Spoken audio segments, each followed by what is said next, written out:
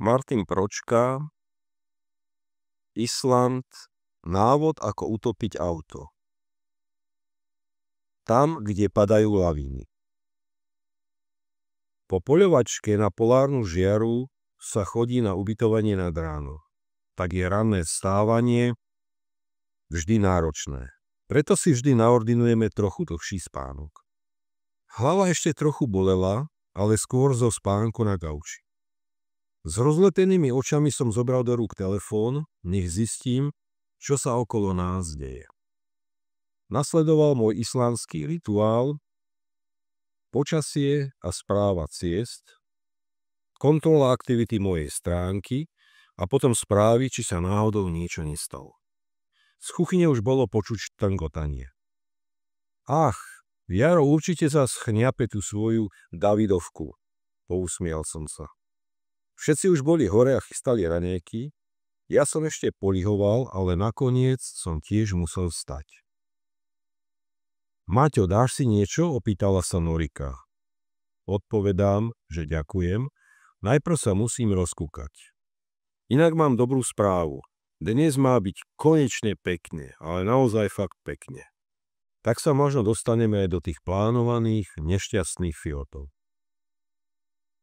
Pri raňajkách sa naplno prejavil môj zlozvyk. V ľavej ruke držím jedlo, v pravej telefón. Potrebujem skrátka čítať, čokoľvek. Aha, Ľudská písala. A čo? Opýtal sa niekto. Čítam, tak už vám to otvorili. Dnes sme v rejde, tak dúfam, že nás nevytopilo. Tak ale nejdeme ich vari otravovať, keď majú teraz iné starosti, povedala Norika. Chcú, aby sme prišli, tešia sa na nás, hovorím. Napíšem im, že o 11. odchádzame z ubytka, potom ešte skočíme do mesta, dáme si Seydis, náš maják Vaternes, lebo ten fakt vám musím ukázať, nejaké zamrznuté vodopády a potom hybajkni. Nastal čas, aby som vám trošku sa zasvetil, aby som vás aj trošku zasvetil do toho, čo znamená, ak sa na Islande povie lavína.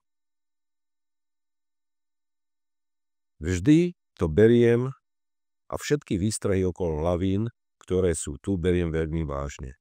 V prvom rade laviny na ostrove Island fungujú trochu inak ako u nás. Princíp vzniku laviny je samozrejme rovnaký. Príde krátkodobé oteplenie, povrch sa začne topiť, vzduch dosiahne nad povrchom snehu rostný bod a vytvorí sa vrstva, ktorá keď zamrzne, nedokáže dobre držať sneh.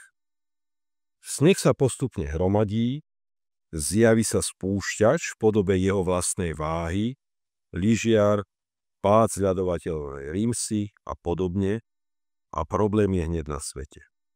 Až potiaľ to je to všetko rovnaké. Teraz sa však preniesieme na ostrov. To, čo sa u nás deje postupne a trvá týždne, to tu na Islande trvá sotva pár dňov. Príde kalamitná snehová búrka, kedy môže za deň napadnúť aj meter snehu, za ním v priebehu dňa prudké oteplenie a potom opäť mráz a sneženie.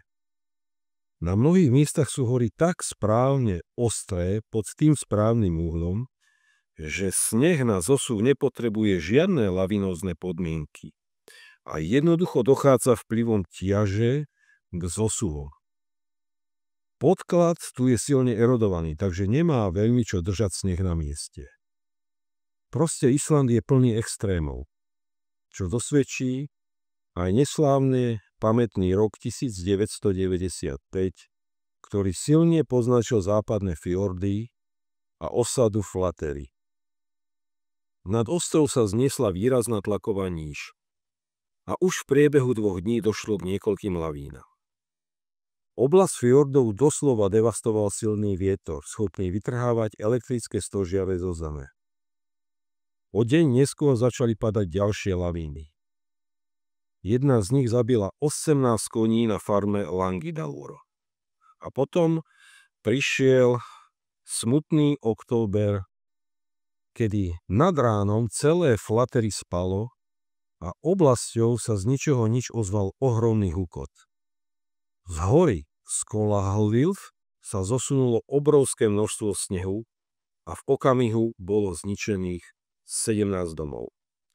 Pre Islandianov je to veľká rana, lebo ľudia žijúci v odľahlých osadách na ostrove fungujú ako silná komunita. Nie je tam cudzích ľudí, ktorých vidíte raz za pol roka. Bohužiaľ zomrelo ich 20. Nebol to tu však koniec. Búrka tu zúrila aj v januári a rovnaký osud postihlo osadu Sudavík, kde sneh zrovnal zo zemou ďalších 15 domov. O niečo viac šťastia mali v nedalekej osade Bolungarvík, kde nik nezomrel. Odvtedy sa takéto udalosti berú veľmi vážne. Veď aj teraz, keď píšem túto knihu, bola na pár dní evakuovaná veľká štvrť mesta Ísafjörður, metropola západných fjordov. Počas dňa a noci padlo veľa lavín aj tu na východe. Našťastie nedošlo k žiadnej tragédii. Situácia sa upokojila a otvorila sa nakoniec aj cesta do Seyðisfjörðu, veľmi peknej osady vo fjorde s rovnakým názvom. Túto osadu spoznáte celkom jednoducho podľa jej ikonického modrého kostola. Je známy svojou modrou farbou a dúhovým chodníkom. Pôvodne stál na inej farme, ale v roku 1882 bol presunutý do Vestdelarsreie. V roku 1894 ho veľmi poškodila obrovská búrka. Kostol postavili na novo a v roku 1920 bolo rozhodnuté, že ho presunú do centra tejto osady Seyðisfjörður. V roku 89 ho znova poškodil požiar, ale neskôr ho opäť zrekonštruovali.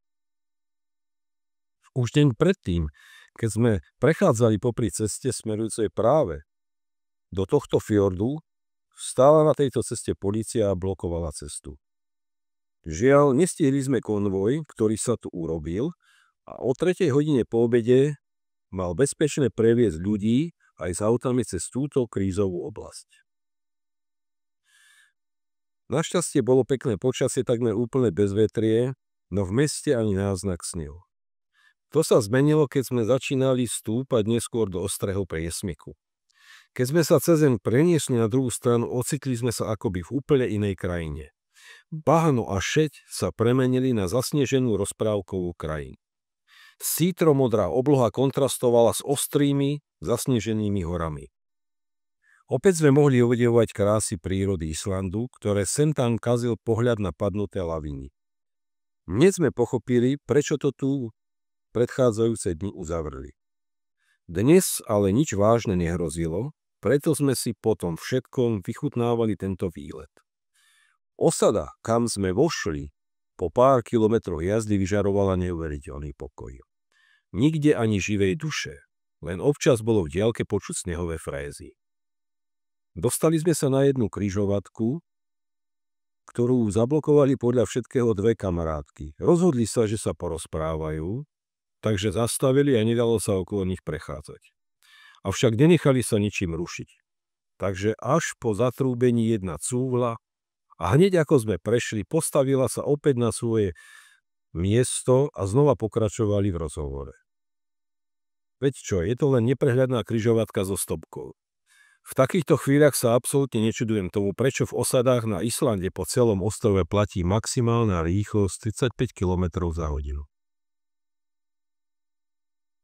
Akurát písala Ľudská, že okolo ich domu je rozvodnený potok a celá oblasť okrem našej cesty je uzavretá, takže dnes máme smolu. A navrhujem, aby sme sa vrátili naspäť na ubytko, lebo ak uzavrú aj túto našu cestu, tak tu uviazneme. Mali sme predsa ešte jeden deň k dobru a naše ciele sme si predsa mohli splniť ešte aj na ceste domov. Dnešný deň tak bol neplánovane ukončený, ale čakalo nás ešte kúpanie v miestom Sundlagu a návšteva jednej vzdialenej atrakcie nachádzajúcej sa smerom k Mývatnu, tej nešťastnej ceste, kadiaľ sme museli prejsť, ale našťastie sme na rozdiel od toho dňa mali krásne počasie.